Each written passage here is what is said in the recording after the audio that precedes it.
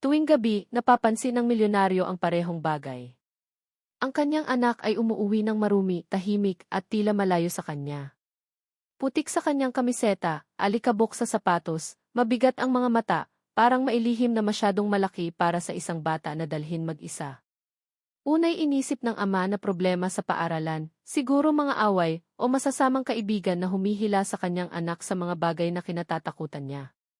Pero ang pinakanakakagulat ay ang katahimikan, dahil dati ikinukwento ng bata ang bawat maliit na pangyayari, bawat ngiti, bawat tagumpay. Ngayon, tila malamig ang hapunan, mas mahaba ang mesa, at mas malayo ang pagitan ng ama at anak kaysa sa malalawak na pader ng kanilang mansyon. Bakit lagi kang marumi? Tanong ng ama isang gabi, matalim ang boses, hindi napansin ang pagkurap ng takot sa mga mata ng bata. Yumuko ang anak, walang sinabi at umalis. Naiwan ng ama na galit, ngunit may kakaibang kaba. Sinabi ng alila na normal ang paaralan, maayos ang grado, walang reklamo. Ngunit may kung anong bigat sa mga mata ng kanyang anak, parang tumanda ng bigla. Kinagabihan, hindi nakatulog ang ama. Pinagsama ang guilt at pride, iniisip kung kailan siya tumigil sa tunay na pagtingin sa kanyang anak. Naalala niya ang mga board meeting, mga biyahe, mga tawag sa oras ng kwento bago matulog na ipinangako niya, ngunit hindi natapos. Baka hindi ang dumi ang problema. Baka ang katahimikan. At nagsimulang kumamot ang ideyang iyon sa kanyang dibdib. Kinabukasan, imbes na pumunta sa opisina, nagpa siya ang milyonaryo na baguhin ang lahat. Nagpahatid siya sa paaralan, ngunit pinahinto ang driver 2 kanto bago. Sa unang pagkakataon sa maraming taon, naghintay siya sa labas gaya ng karaniwang magulang, may kaba sa dibdib. Nakita niyang lumabas ang mga bata, tumatakbo, tumatawa, yakap ng mga magulang. Isang mundong hindi niya napansin dahil abala siya. Doon niya nakita ang anak, mabagal ang lakad, maliit ang balikat, maingat ang mga mata.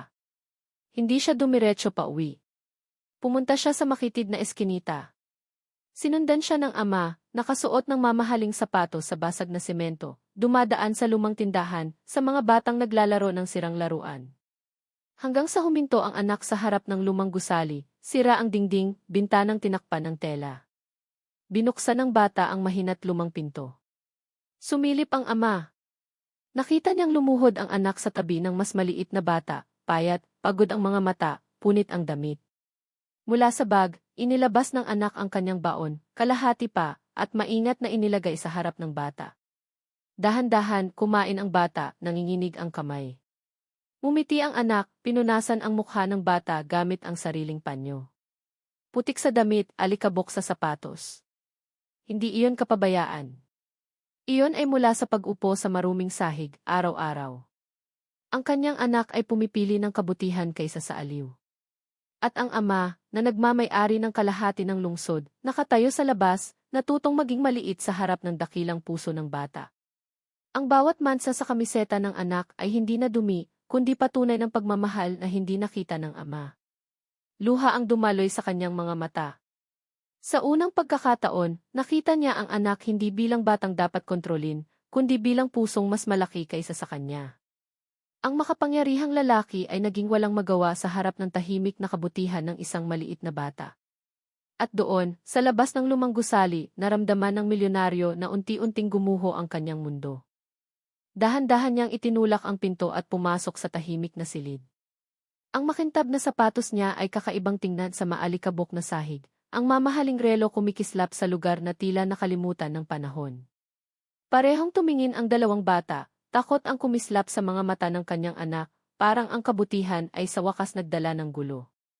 Dad, maipapaliwanag ko, mabilis na sabi ng bata, tumayo, tinatangkang protektahan ang mas maliit na bata sa likod niya. Ngunit ang mukha ng ama ay hindi galit ngayon. Nanginginig ito, mga matay basa ng katotohanang matagal na niyang hindi hinarap. Tiningnan niya ang payat na bata, ang walang laman na silid, ang malamig na pader, at naramdaman niyang naging walang saysay ang lahat ng kanyang tagumpay. Ito ba ang dahilan kung bakit lagi kang marumi? Mahina niyang tanong, boses na basag ng sariling hiya. Tumango ang anak, takot, nagsabing wala siyang kasama. Ibinabahagi ko lang ang pagkain. Please, Dad, huwag mo akong pigilan. Ang mga salitang iyon ay tumama ng mas malakas kaysa sa anumang insulto, dahil natakot ang bata na baka ipinagbabawal ang kabutihan sa kanilang tahanan. Lumuhod ang milyonaryo, hindi alintana ang alikabok, at niyakap ang anak ng mahigpit. "I'm sorry," bulong niya, "hindi lang para sa araw na iyon, kundi para sa lahat ng araw na abala siya at hindi nakita ang puso ng anak." At sa sirang gusaling iyon, isang mayamang lalaki ang sa wakas nakatagpo ng tunay na yaman na dala ng kanyang anak. Pinunasan niya ang luha at lumapit sa mas maliit na bata, maingat na nagtanong ng pangalan, edad, at kung nasaan ang pamilya. Mahina ang sagot, wala na ang mga magulang, at ang lumang gusali ang tanging tirahan. Bawat salita ay mabigat, at naramdaman ng ama ang hiya sa bawat reklamo na minsan niyang sinabi tungkol sa sariling buhay. Hawak ng anak ang kamay ng bata, matagal na pala niyang ginagawa ito mag-isa, higit pa sa kaya ng isang bata. Inilagay ng ama ang mamahaling coat sa dalawang bata, hindi para ipakita ang kayamanan, kundi para magbahagi ng init. "Hindi ko alam," sabi niya sa anak, nanginginig ang boses, natanto na ang kawalan ay mas masakit kaysa sa anumang matalim na salita. "Sinubukan kong sabihin sa'yo, pero palagi kang busy," sagot ng bata. Ang katotohanan ay mas malalim kaysa sa sisi. Doon mismo nangako ang ama na hindi na muling matutulog ang batang iyon sa takot, hindi na muling magtataka kung saan manggagaling ang pagkain. Sa wakas, gagamitin niya ang kapangyarihan hindi para sa negosyo, kundi para sa buhay na nasa harap niya. At sa maalikabok na silid, isang bagong ama ang ipinanganak, hinubog ng pagsisisi, pagmamahal, at pangalawang pagkakataon. Kinagabihan, dinala ng milyonaryo ang dalawang bata pa uwi, hindi bilang kawanggawa, kundi bilang pamilya. Ang hapagkainan ay hindi na malamig at mahaba, dahil 3 plato ang nagdala ng init sa silid.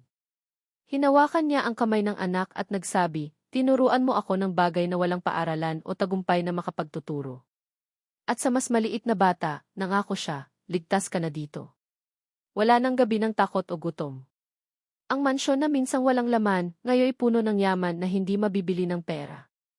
Natutunan ng ama na ang tunay na tagumpay ay hindi nasusukat sa salapi, kundi sa mga buhay na binabago natin ng tahimik. Mula sa araw na iyon, sinundan niya ang halimbawa ng anak, pinipili ang kabutihan sa bawat hakbang. At ang bahay ay nagbago, hindi sa disenyo, kundi sa damdaming naninirahan sa bawat silid. Ang tawanan ay umalingaw sa dating tahimik na pasilyo, ang maliliit na yapak ay pumalit sa yabang ng mamahaling sapatos. At tuwing gabi, nakatayo ang milyonaryo, pinagmamasdan ang dalawang batang tumatawa, iniisip kung gaano siya kalapit sa pagkawala ng lahat ng ito.